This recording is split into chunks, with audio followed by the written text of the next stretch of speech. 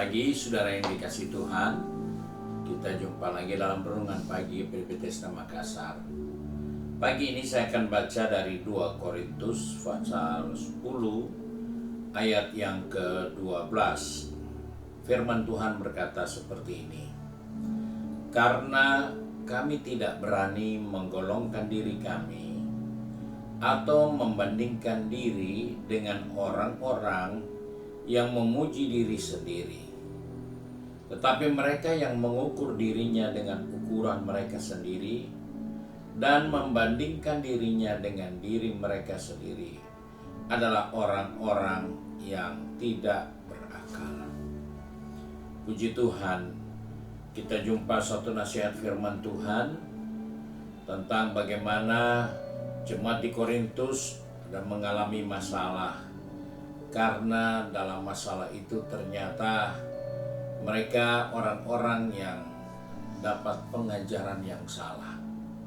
Sehingga dalam pengajaran yang salah itu mereka mulai membanding-bandingkan, mulai mengukur orang-orang yang ada di dalam pengembalaan atau bersama dengan mereka. Hal ini adalah hal yang sebenarnya tidak baik dan tidak pantas, karena membandingkan diri sendiri adalah hal yang tidak tepat. Tuhan tidak pernah menciptakan kita untuk semua jadi seragam, tapi Tuhan membentuk kita sesuai dengan apa yang Tuhan sudah siapkan untuk kita masing-masing. Tidak semua harus jadi anggota tubuh yang sama. Sama boleh disebut jari kelingking, tetapi tempatnya di tangan kanan atau di tangan kiri. Di situ sudah letak berbeda sekali, walaupun namanya jari kelingking.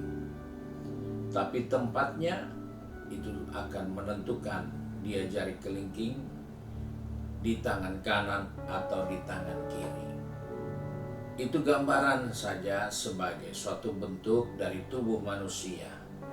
Nah, Paulus katakan kami sendiri sebagai seorang pelayan Tuhan, kami tidak akan pernah mau masukkan diri kami dalam kelompok orang-orang yang suka membanding-bandingkan diri mereka dengan orang lain.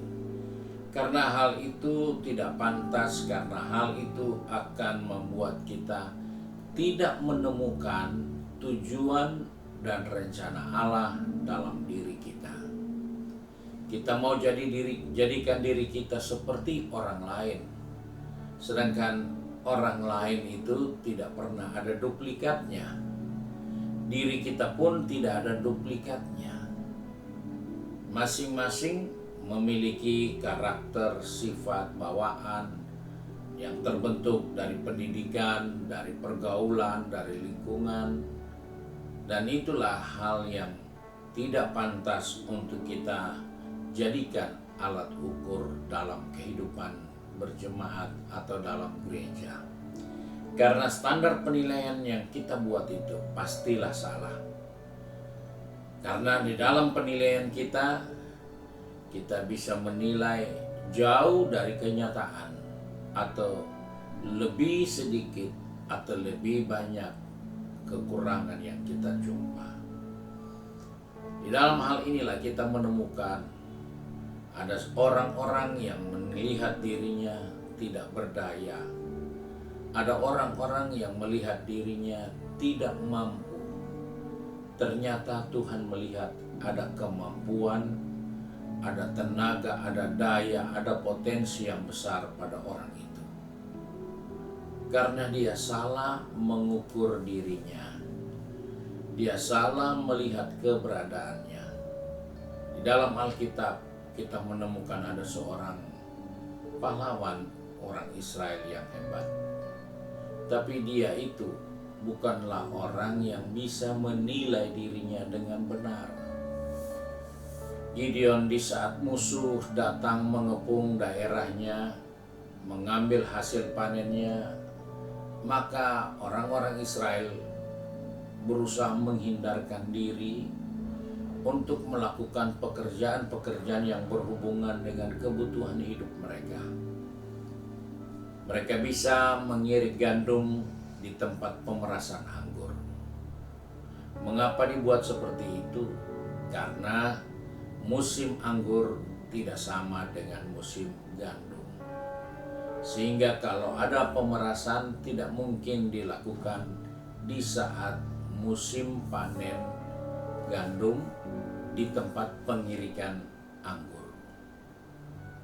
Tempat yang berbeda penggunaannya dan waktunya. Jadi musuh tidak akan pernah datang ke tempat pengirikan anggur karena waktu itu memang bukan musimnya untuk menggiling anggur. Musuh tidak akan datang ke tempat pengirikan gandum kalau pada waktu itu adalah panen buah anggur. Kondisi-kondisi yang berbeda seperti itulah yang dimanfaatkan oleh orang-orang yang penuh dengan ketakutan, di antaranya Gideon. Gideon mengirik gandum di tempat pemerasan anggur. Dia bersembunyi agar dia bisa dapat hasil yang baik dari jarahan musuh-musuh yang seringkali menyerang mereka. Dalam posisi itulah Tuhan datang kepada Gideon, berkata, "Hai Gideon, pahlawan yang gagah perkasa." Dia tidak pernah melihat dirinya seorang yang hebat. Dia menemukan dirinya tidak berbeda dengan yang lain yang penuh kekurangan kelemahan. Tapi Tuhan menilai Gideon adalah gagah dan perkasa. Dari situlah kita menemukan penilaian-penilaian kita terhadap diri kita sendiri seringkali jauh dari apa yang Tuhan sudah siapkan dengan kehidupan kita sendiri. Sehingga dalam perjalanan kehidupan kita ada banyak pekerjaan di dalam pelayanan pekerjaan Tuhan terbengkalai. Bukan karena tidak ada orang tetapi mereka tidak berani mencoba. Karena mereka mengukur diri jauh dari rencana dan maksud Tuhan terhadap diri mereka.